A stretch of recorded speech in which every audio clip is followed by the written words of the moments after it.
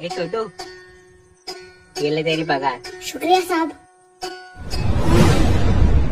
अरे रुक जा, ये तेरी तनख्वाह तो लेते जा।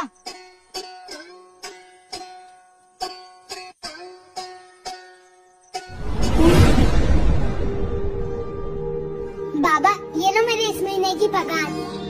शाबाश बेटा, क्या भूख लगी होगी, खाना खा ले।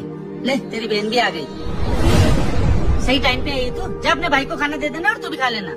अरे वाह, तुझे भी पगार मिल गई। पापा को दे दे। मैं क्यों दूं? मेरी मेहनत की कमाई है। अरे भला ये क्या बात हुई? मैं भी तो पापा को अपनी मेहनत की कमाई देता हूँ। क्यों बाबा? रहने दे बेटा, वो नहीं देगी। पर क्यों नहीं देगी बाबा?